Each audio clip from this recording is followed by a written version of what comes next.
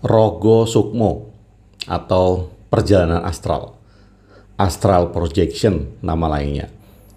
Kali ini saya akan sedikit membicarakan tentang Rogo Sukmo, tapi nanti kalau ini jadi panjang, kita bisa buat beberapa seri video tentang Rogo Sukmo.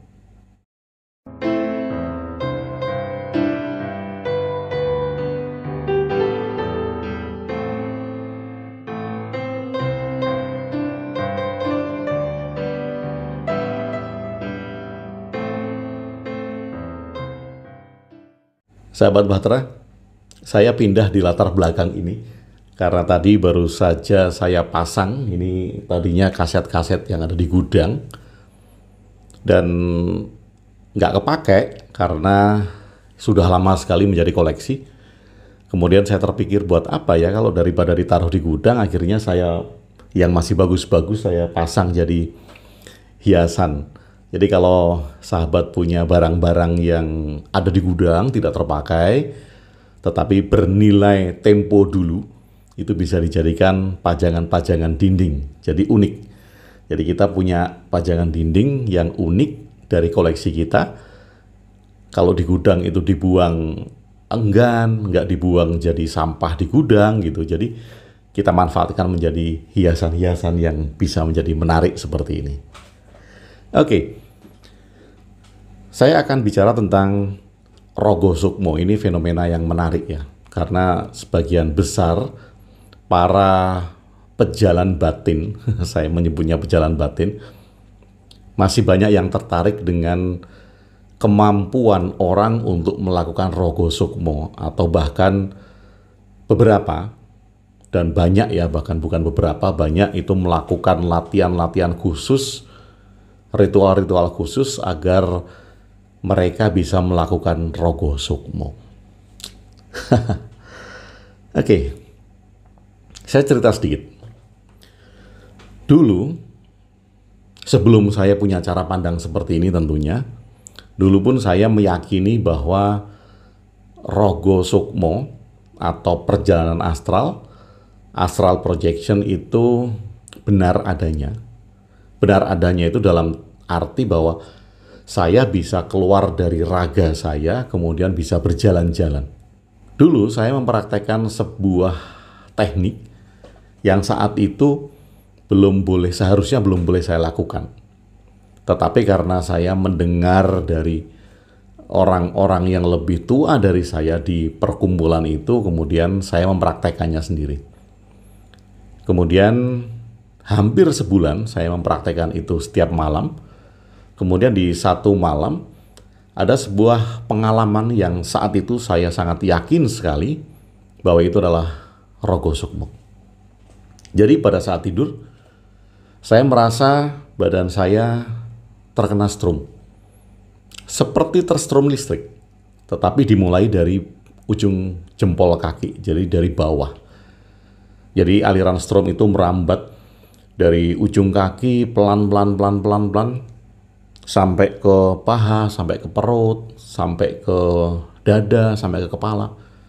Nah, ketika semua tubuh saya merasakan aliran strom itu, saya tidak bisa berbuat apa-apa kecuali takut karena rasa strom, rasa seperti kena strom listrik itu. Nah, tiba-tiba setelah rasa strom itu berada di puncak kepala saya tiba-tiba bisa melihat badan saya sendiri. Jadi saat itu saya sedang tidur, kemudian saya melayang di atas badan saya sendiri dan saya melihat badan saya sendiri. Karena itu adalah pertama kali saya mengalami hal tersebut, saya takut, saya teriak. Teriaknya masa-masa remaja saat itu adalah saya memanggil ibu saya karena ketakutan bahwa mungkin saya sudah meninggal karena saya bisa melihat badan saya sendiri. Di saat ketakutan itu kemudian saya jatuh lagi, menimpa badan saya sendiri dan saya bangun. Namun berkembangnya hari, berkembangnya orang-orang yang saya ajak bicara tentang pengalaman saya tersebut dan mereka menyarankan jangan takut. Ikuti saja pengalaman itu, jangan takut. Kemudian saya tidak takut. pada saat saya tidak takut itulah kemudian saya bisa mengontrol penuh pengalaman saya. Saya bisa melakukan perjalanan di mana perjalanan itu tidak bisa saya lakukan kalau itu di alam bangun, di alam jaga. Misalnya saya bisa pergi ke luar negeri gitu, saya bisa mengunjungi tempat-tempat yang tidak pernah saya kunjungi. Nah, itu pengalaman yang saya tidak mau menceritakan itu sebagai bentuk atau klaim bahwa itu adalah perjalanan astral atau rogo sukmo. Walaupun dulu ya, kemudian dulu saya mengaku kepada teman-teman saya bahwa saya bisa rogo sukmo. Dan sangat simpel sekali sebetulnya dulu. Kemudian saya mengatakan kepada teman-teman saya sebetulnya kuncinya itu hanya menjaga agar kita terjaga saat kita mau terlelap tidur. Jadi pada saat kita mau tidur sudah ngantuk sekali, kemudian kita berusaha tidur. Nah, di ambang, kalau dulu saya menyebutnya adalah titik kulminasi antara ngantuk sekali dan jatuh terlelap tidur. Apabila kita jatuh terlelap tidur ya kita jadi tidur.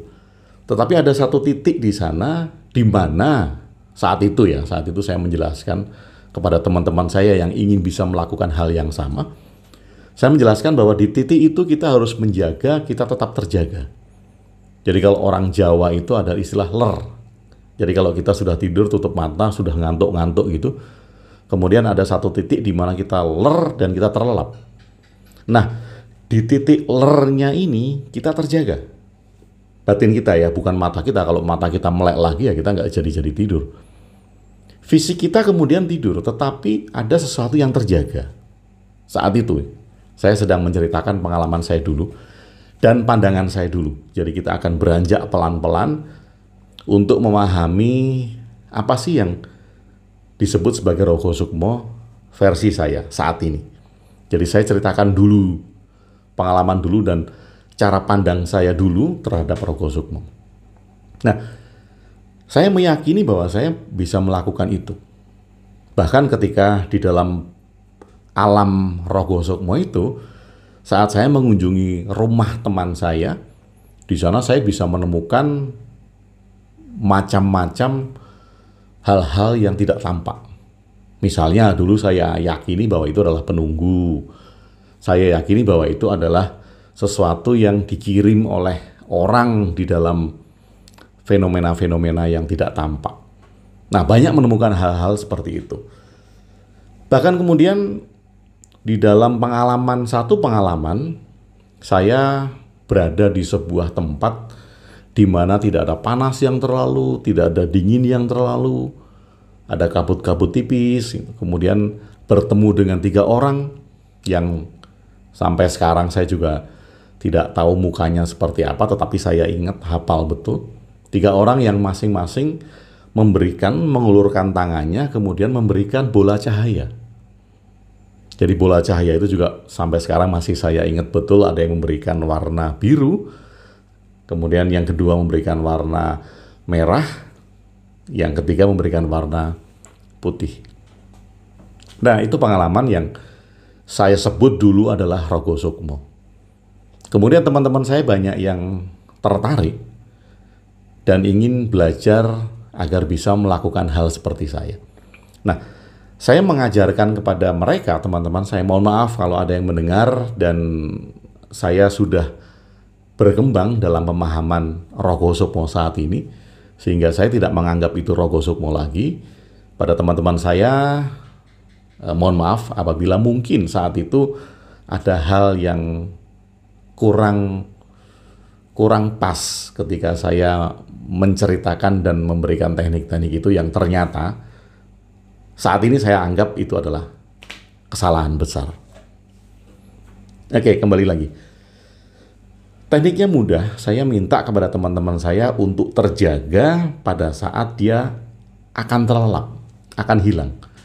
Jadi kalau kita, latihannya memang harus pada saat kita mau tidur, pada saat fisik kita tidak kita gunakan, pada saat kita terlelap, dan saya meyakini saat itu pada saat fisik kita terlelap, kemudian ada mental yang bangun dari dalam diri. Atau sukmo itu bisa keluar dari dalam diri saat tidak dibatasi oleh tubuh fisik yang terjaga. Nah, tekniknya mudah. Saya mengatakan jaga saja atau terjaga pada saat kita terlelap. Sebelum terlelap. Jadi kalau sudah ngantuk-ngantuk sekali, kita masih harus menjaga, melihat pada saat hilang. Nah, pada saat mau hilang itu, kita berusaha untuk tetap bangun di dalam batin kita, di dalamnya ya, bukan fisiknya. Tentu ini akan sangat sulit sekali karena banyak yang bablas tidur gitu. Jadi banyak yang ingin mengalami titik di mana dia saat ngantuk sekali kemudian mau jatuh tidur, tapi kemudian jatuh tertidur. Namun ada beberapa teman-teman saya yang bisa melakukannya, jadi bisa terjaga pada saat kita mau terlelap tidur. Dan mereka juga bercerita hal-hal yang sama dengan yang saya alami. Tapi sekali lagi, karena itu tidak bisa dibuktikan secara empiris, karena itu pengalaman batin masing-masing, ya kita akhirnya saling percaya saja. Kita nggak bisa buktiin, saya tidak bisa membuktikan secara utuh kan. Saya tidak bisa membuktikan secara empiris apakah pengalaman saya itu betul atau tidak. Dan teman-teman saya juga tidak bisa membuktikan secara empiris apakah pengalaman itu betul atau tidak. Jadi kita hanya saling percaya. Walaupun kadang-kadang ini saya akui sekarang, kadang-kadang pada saat dulu kita menamakan itu untuk tes diri ya. Ada sebuah bangunan kuno gitu, kemudian di alam astral kita mau lihat di sana ada apa gitu. Kemudian kita sama-sama melakukan apa yang disebut dengan rogo sukmo tersebut.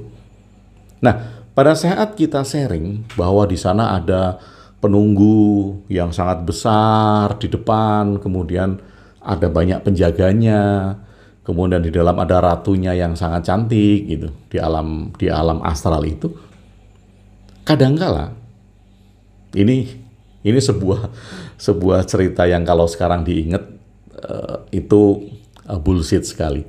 Jadi kadangkala ketika teman saya menceritakan bahwa di sana ada penunggunya, padahal saya nggak melihat, saya tidak mengalami itu. Tetapi karena atas dasar saya harus membangun sebuah kepercayaan bahwa teman-teman ini bisa melakukan rogo sukmo, saya membenarkan. Oh iya betul, saya juga melihat hal yang sama di sana. Dan mungkin juga kalau teman-teman saya saat ini mau jujur, mereka juga mungkin ngalamin hal-hal itu. Ketika saya mengatakan bahwa di pojok sini ada sesuatu yang terlihat, entah itu warna putih, entah itu warna biru gitu. Mungkin mereka nggak melihat. Tetapi sekali lagi, atas dasar komitmen bahwa ini adalah sama-sama mengaku bisa melakukan rogo sukmo, mungkin mereka akan mengiyakan apa yang saya lihat, akan membenarkan. Sehingga orang-orang di luar kita yang mendengarkan, mereka akan yakin bahwa orang-orang ini memang bisa melakukan rogo sukmo karena saling membenarkan apa yang dilihat, saling membenarkan pengalamannya. Dan mungkin ini banyak terjadi, hanya saja banyak yang tidak mau mengaku. Ada 2 orang yang mengaku bisa melihat sesuatu yang tidak tampak gitu, atau alam goib atau alam astral lah sebutannya apapun juga. Kemudian yang satu mengatakan, awas, ini penunggunya sangat kuat karena besarnya 3 kali lipat dari manusia. Nah, yang satu ini padahal tidak melihat hal yang sama. Tapi karena atas dasar komitmen tadi, bahwa dua-duanya mengaku bisa melakukan perjalanan astral, mau tidak mau yang satu juga mengatakan bahwa oh ya betul, yang kamu lihat itu betul, di sana ada sesuatu yang lebih besar daripada manusia, dan itu sangat sakti.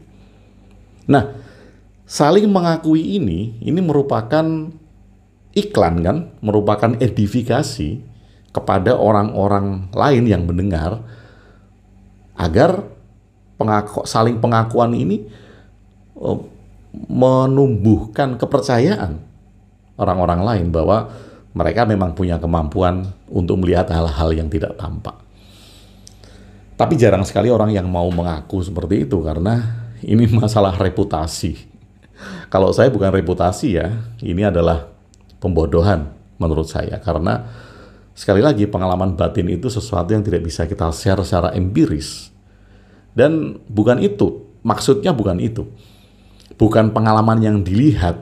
Mungkin di video-video saya sebelumnya, saya bercerita sedikit tentang apa sih yang bisa kita maknai dari pengalaman batin sehingga kita bisa share ke orang banyak, tetapi bukan wujud pengalamannya, maknanya menurut saya.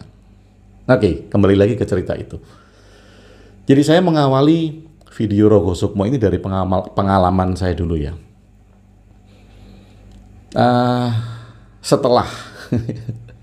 Jadi setelah saya dikenal oleh teman-teman saya bisa melakukan Rogo Sukmo tersebut, dan banyak teman-teman yang ingin belajar untuk bisa melakukan hal yang sama, ada yang bisa dan ada yang tidak. Kemudian kami saling mengakui atau kami saling percaya bahwa pengalaman masing-masing itu benar. Walaupun sekali lagi tidak ada yang bisa membuktikan secara empiris tentang itu. Nah, sekarang karena perkembangan yang semakin berkembang, evolusi pikiran saya juga semakin berubah. People change dan kita semuanya berubah, ada pandangan-pandangan yang berubah tentang itu. Jadi sekarang saya akan mengatakan bahwa Rogo Sukmo itu bukan pengalaman real. Rogo Sukmo itu bukan pengalaman seperti saat kita mengalami di dunia nyata seperti ini. Kita sedang berkelana di alam proyeksi kita sendiri. Simpelnya bagaimana? Simpelnya demikian. Simpelnya ketika Anda menutup mata, kemudian Anda membayangkan kota New York, Anda membayangkan kota London, Anda membayangkan kota Las Vegas itu, yang jauh-jauh, yang belum pernah Anda lihat. Dan Anda bisa melihat itu, Anda bisa meng-create semua hal di dalam pikiran Anda. Bahkan Anda bisa melihat gedung-gedung pencakar langit di sana.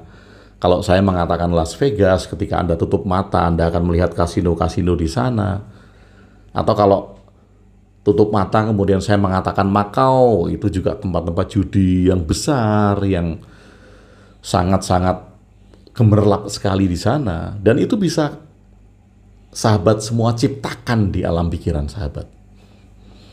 Nah, kalau kemudian ada pertanyaan, apakah mimpi itu perjalanan astral?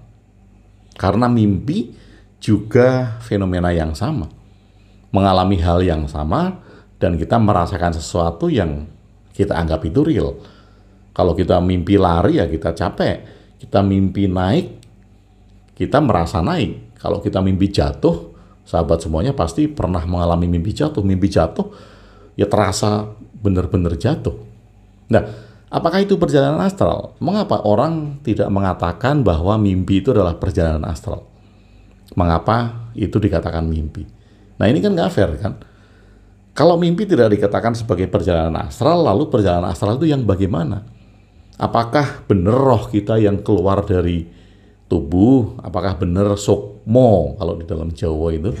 Karena namanya adalah Rogo Sukmo, apakah benar sukmo itu yang keluar dari tubuh? Kemudian bisa jalan-jalan. Atau mungkin Anda hanya masuk di dalam proyeksi pikiran Anda. Kalau Anda pernah melihat nonton film Matrix, itu merupakan penggambaran yang sangat luar biasa dari dunia pikiran. Kita tutup mata, saya bisa melihat Monas saat ini. Saya tutup mata, saya bisa melihat PON di Papua saat ini. Saya tutup mata, saya bisa melihat Mars. Saya tutup mata, saya saat ini sedang berada di Mars. Karena saya menciptakan dunia saya berdiri di antara gunung-gunung yang tidak beroksigen di Mars. Dan saya bisa mengatakan bahwa dalam beberapa detik saya sedang pindah dimensi untuk masuk ke Mars dan balik lagi. Atau bahkan saya bisa saja mengaku bahwa saya bisa bercakap-cakap dengan orang-orang guru-guru, wali-wali yang tidak tampak. Siapa yang bisa klaim itu adalah sebuah kebenaran? Nggak ada. Siapa yang bisa membuktikan bahwa itu adalah sesuatu yang nyata dialami oleh seseorang? Bahkan kalau kita lihat di artikel-artikel di internet, perjalanan astral, astral projection, sampai sekarang memang tidak bisa dibuktikan kebenarannya. Nah, ada yang menarik di sini yang ingin saya ceritakan lebih luas dan ternyata panjang ya, sudah 20 menit sendiri. Artinya nanti akan saya bagi dalam bagian-bagian tema video tentang Rogo Sukmo ini. Ini biarkan jadi prolog. Jadi kita tahu kita akan beranjak dari mana untuk melihat fenomena yang namanya Rogo Sukmo. Nah, tadi tentang mimpi nanti karena akan kita kaitkan dengan Rogo Sukmo. Mengapa kita bermimpi? Jadi ada yang kemudian punya buku primbon tafsir mimpi gitu ya, bahwa mimpi itu selalu ada artinya. Tidak selalu, walaupun mimpi itu ada yang ada artinya. Kenapa? Karena kita sedang terhubung dengan proyeksi pikiran orang banyak. Kalau kita berada di lingkungan, kita berada di masyarakat, kita berada di Indonesia, kita berada di dunia, kita sedang terhubung dengan proyeksi pikiran orang-orang yang berada di dunia. Apalagi proyeksi pikiran orang-orang yang dekat dengan kita. Mengapa pikiran bisa berproyeksi? Karena pikiran punya obsesi. Pikiran punya kemauan yang kuat. Dan itu yang bisa ditangkap. Nah, mimpi, kalau saya menyebut itu ada beberapa hal yang bisa membuat orang menjadi bermimpi. Yang pertama adalah bunga tidur. Apa itu bunga tidur? Ketika kita melakukan sesuatu di dunia real dan nggak bisa, nah untuk melepas emosi-emosi itu kita melepaskannya di dunia mimpi. Misal, saya ingin menjadi orang kaya dan sudah berusaha mati-matian. Nah karena saya nggak bisa mencapai itu di dunia real, itu akan dilepaskan di alam mimpi. Tapi bukan berarti kemudian mimpinya menjadi orang kaya, tidak, karena itu simbol. Kita menciptakan simbol-simbol di alam proyeksi pikiran kita. Nah, mimpinya bisa saja Anda menjadi berbadan besar, Anda sedang berada di satu tempat di mana orang-orang lain menjadi pelayan Anda, contoh gitu. Simbol. Jadi ada satu mimpi di mana dia hanya untuk melepaskan beban emosi yang tidak bisa kita capai di alam real. Kemudian yang kedua, mimpi yang kedua itu bisa merupakan sebuah sign atau tanda. Ya, tanda itu banyak ya. Tanda itu bisa seseorang yang akan sakit, kemudian bencana alam, atau tanda apapun juga. Tapi itu merupakan sign. Kenapa itu bisa? Sekali lagi, karena semua hal di dunia ini bergetar. Semua hal di dunia ini mempunyai frekuensi. Even itu batu yang tidak bergerak, karena dia punya partikel-partikel di dalamnya dan itu mempunyai frekuensi. Nah, frekuensi-frekuensi inilah yang bisa kita tangkap. Kalau di alam jaga, kita jarang sekali bisa menangkapnya karena pikiran logis kita, fisik kita itu sedang full 100% kita pakai. Jadi kadang kita tidak menangkapnya. Pada saat tidur, fisik kita tidak kita pakai, kemudian ada sesuatu yang bisa kita tangkap, yaitu frekuensi-frekuensi dari semua hal di alam raya ini. Sign ya, yang kedua ya, simbol. Kemudian yang ketiga. Yang ketiga bisa berupa komunikasi atas sesuatu yang sudah tidak ada. Tetapi sekali lagi harus saya garis besar bahwa ini bukan tentang komunikasi dengan arwah. Tidak. Misalnya, saya punya kakek, kemudian kakek saya meninggal. Nah, pada saat kakek saya meninggal, kakek saya punya obsesi. Entah itu tentang cita-cita, entah itu tentang bangun rumah yang belum selesai, entah itu tentang tujuan yang mau dicapai tapi belum selesai. Kemudian pada saat itu, yang terpikirkan oleh kakek saya hanya cucunya, yaitu saya. Nah, pikiran-pikiran yang membentuk obsesi ini, dan bisa juga vision ya, visi hidup yang begitu besar, itu juga akan membentuk frekuensi-frekuensi sendiri. Jadi kadang di dalam tidur kita mengeluarkan simbol bahwa ada kakek datang gitu, ada siapa yang datang padahal dia sudah meninggal. Jadi itu bukan arwah, itu adalah simbol. Simbol ketika kita berkomunikasi dengan vision, berkomunikasi dengan hal-hal yang ditinggalkan, yang berupa obsesi, yang berupa tujuan, yang berupa apapun juga yang belum bisa diselesaikannya. Jadi untuk melihat mimpi pun ini sangat kompleks sekali. Nggak bisa orang bercerita tentang mimpinya kemudian langsung diartikan saat itu juga. Sangat tidak bisa, karena kita harus melihat latar belakang. Latar belakang itu misalnya dalam beberapa hari ini apa saja yang dipikirkan, apakah ada obsesi yang belum selesai, baru saja mengalami apa saja, apakah pengalaman itu terbawa pada saat tidur atau tidak. Banyak hal dan kompleks. Nah, mengapa mimpi tidak dikatakan sebagai perjalanan astral? Mengapa mimpi tidak dikatakan sebagai rogo sukmo? Mengapa rogo sukmo itu dikenal sebagai fenomena tersendiri? Nanti akan kita bahas lebih lanjut. Prolog mungkin saya cukupkan sekian karena sudah 26 menit supaya tidak terlalu panjang. Kita akan bicara banyak tentang rogo sukmo yang tentu saja akan saya selingi dengan tema-tema yang lain. Nah, saya melihat bagus juga ya jadi hiasan. Ya, kalau Anda punya koleksi kaset-kaset seperti ini, jadikan hiasan karena menarik sekali.